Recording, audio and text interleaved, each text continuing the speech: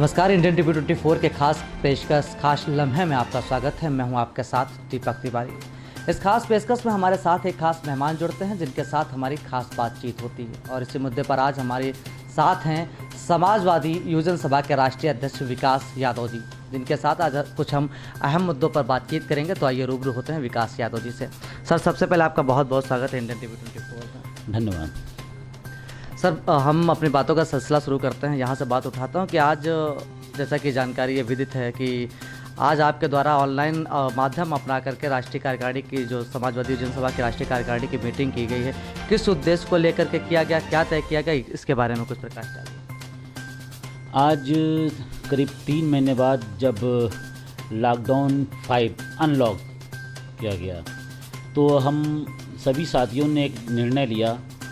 कुछ साथियों ने मुझसे परामर्श करके, मैंने भी लोगों से पूछ के एक ऑनलाइन मीटिंग बुलाई समाजवादी युवजन सभा के प्लेटफॉर्म पर, जिसमें महाराष्ट्र, मध्य प्रदेश, बिहार, झारखंड, मतलब सभी प्रदेशों से, पश्चिम बंगाल और दिल्ली आदि सभी प्रदेशों से लोग आए और सब बहुत ही उत्साहित थे कि जो ये प्लेटफॉर्म था तो उसमें उनको अपने बात रखने का मौका मिला, अपनी बात कहने का मौका मिला कि उन्होंने लॉकडाउन के दौरान क्या क्या मुसीबत झेली और क्या क्या कष्ट सहे। मतलब आज सबके जो व्यूज़ थे, सबके विचार सुनकर मुझको इतना आश्चर्य हुआ कि इस लॉकडाउन के दौरान देश भर में क्या हो रहा है। हाहाकार मचा था पूरे देश में। जो एक उभर के बात सामने आई वो ये थी कि जब 19 तारीख को 19 मार्च को ये लॉकडाउन हुआ, उस समय कोरोना पॉजिटिव की संख्या मात्र 500 थी। 500 लोग सिर्फ कोरोना पॉजिटिव थे और ये सरकार के पास कोई इंतज़ाम नहीं था। ये सरकार सिर्फ देख के चाइना, अमेरिका, फ्रांस, इटली और देख के इतना भयभीत हो गई और उसी मतलब भय के स्वरूप इस सरकार ने वो जो कदम उठा लिया लॉकडाउन का, तो उससे हमारा पूरा देश अस्त व्यस्त हो गया। आप देख रहे हैं आज लोगों की हालत क्या है।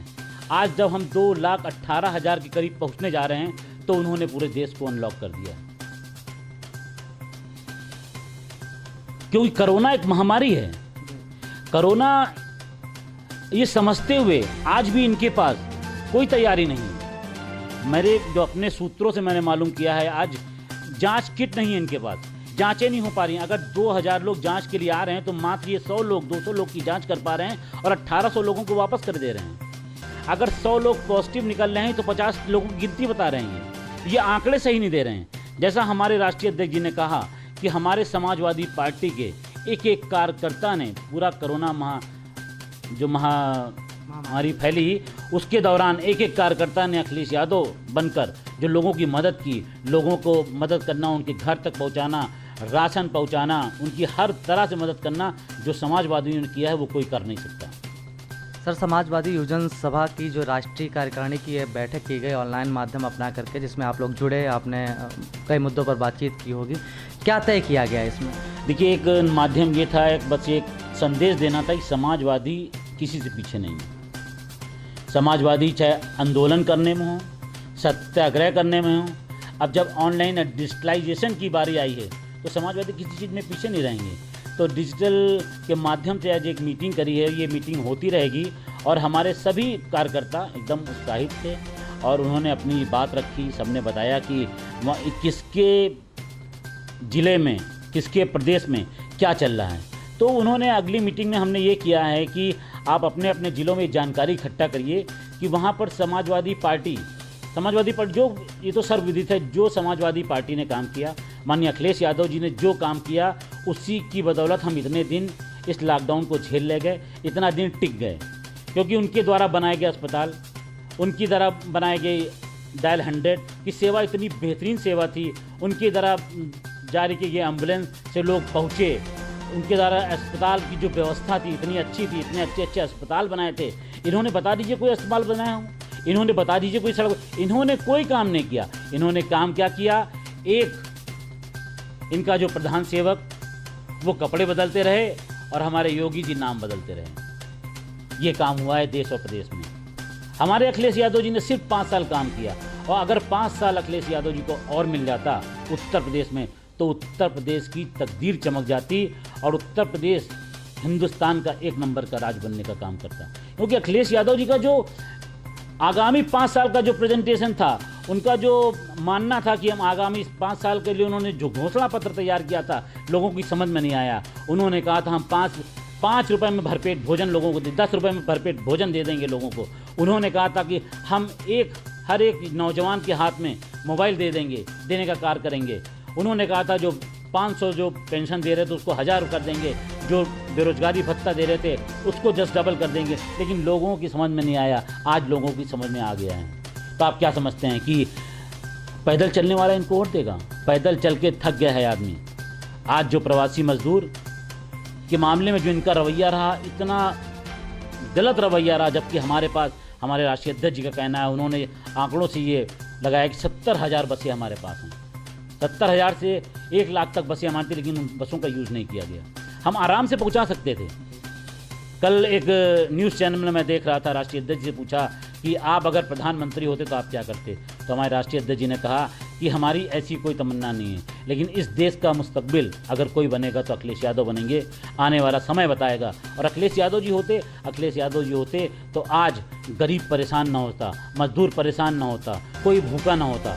इतना इंतजाम उन्होंने कर दिया होता कि आज सब आराम से ये कोरोना का संकट निपट जाता। और जो चल कोरोना तो बीमारी है, महामारी है, ये चलती रहेगी ये।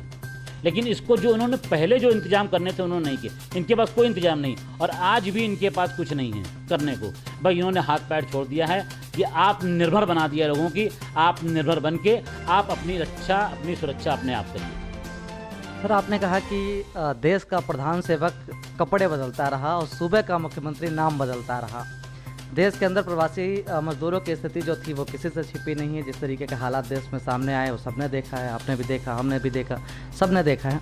क्या लगता है आपको कि जिस तरीके के हालात है, जिस तरीके का आपने बात भी कही, इसको लेकर के आगे आने वाले समय में जो 2022 का विधानसभा का चुनाव है, ऐसे में समाजवादी पार्टी सरकार के अपने आप को दोहराएगी, फिर से काबिज होगी? क्या कयास लगाया जा रहा है? उत्तर प्रदेश की जनता आशा भरी निगाहों से अखिलेश यादव जी की तरफ देख रही है, क्योंकि अखिलेश यादव जी के काम किए गए विकास कार्य आज उनको याद आ रहे हैं। क्योंकि आज अखिलेश यादव जी के किए गए कार्यों की वजह से ही हम हैं, मजबूत स्थिति में खड़े हैं। और आने वाला समय ये बताएगा। आने वाले समय के लिए अपने उत्तर प्रदेश के लोगों ने अपने आप को तैयार कर लिया है कि समाजवादी पार्टी ही उत्तर प्रदेश में सत्ता संभाल सकती है। अखिलेश यादव जी का विजन, अखिलेश यादव जी के जो विचार हैं, उसके सहारे ही उत्तर प्रदेश आगे बढ़ सकता है विकास के रास्ते पर, प्रगति के रास्ते पर। और अखिलेश यादव जी के बगैर उत्तर प्रदेश का विकास असंभव है और उत्तर प्रदेश का उत्थान असंभव है। सर, हम पुनः वहीं पहुंचते हैं जहां से हमने बात शुरुआत करी थी कि जैसे सामाजिक दूरी को बरकरार रखते हुए एक ऑनलाइन माध्यम अपना करके जो आज मीटिंग की गई है,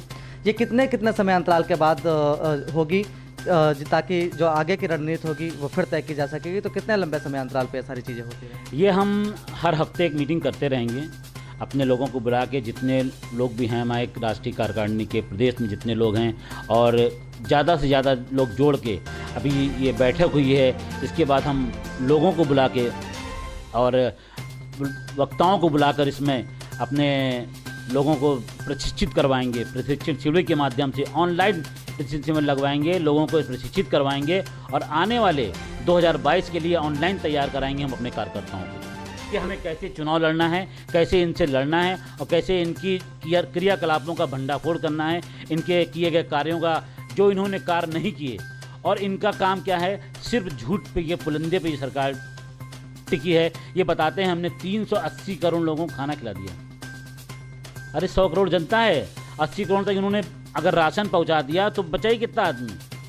ये झूठ बोलने में माहिर हैं। ये झूठ के अलावा इनको कुछ नहीं आता, सिर्फ झूठ और सिर्फ झूठ।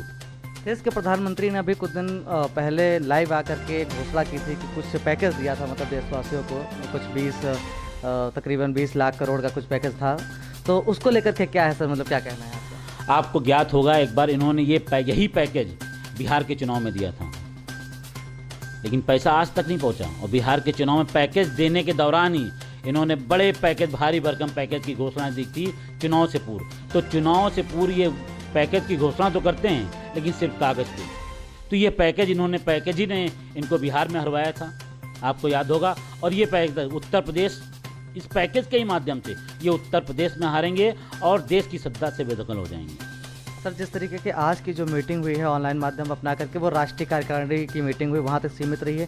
क्या आने वाले समय में जो मीटिंग होगी उसमें निचले स्तर के भी लोग जो प्रदेश स्तर से हैं या जिला स्तर से हैं, उनको भी अवसर मिलेगा इसमें अपनी बात रखने का?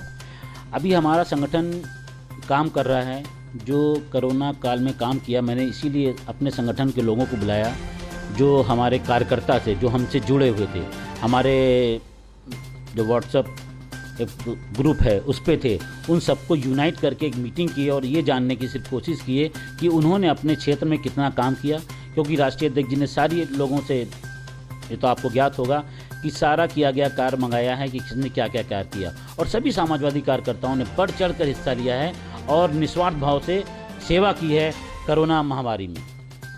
चलिए सर, बात साक्षात्कार के अंतिम कड़ी तक पहुंचते हैं। इस बात को बिल्कुल नज़रअंदाज नहीं कर सकते हैं कि कोविड-19 जैसा घातक संक्रमण बहुत तेज़ी के साथ पांव पसार रहा है। स्थिति भयावह होती चली जा रही है, आंकड़े बहुत तेज़ी के साथ बढ़ रहे हैं। ऐसे में विकास यादव जी, आपका समस्त देशवासियों के लिए क्या सुझाव है, वो इंडिया टीवी 24 के जरिए रखिए। सुझाव मेरा सिर्फ इतना है कि कोरोना के साथ हमको रहना है, बस अपनी सुरक्षा अपने हाथ, क्योंकि देश के प्रधान सेवक जी ने भी कह दिया है आपको आत्मनिर्भर बनना है। तो आत्मनिर्भर बनने का मतलब कि आप कहीं भी जाइए तो बस अपनी सुरक्षा, ये सुरक्षा किसी की नहीं करेंगे, क्योंकि इनके पास सुरक्षा करने के साधन नहीं हैं, ये साधन जुटा नहीं पाए हैं, इनके पास संसाधन की व्यवस्था इन्होंने करी नहीं, इसलिए इन्होंने आदेश दे दिया। आपको याद होगा पूर्व में भी जब लॉकडाउन 3 था तो इन्होंने कहा था आप अपने घर के बगल के आदमी को खाना अपने घर पे दें।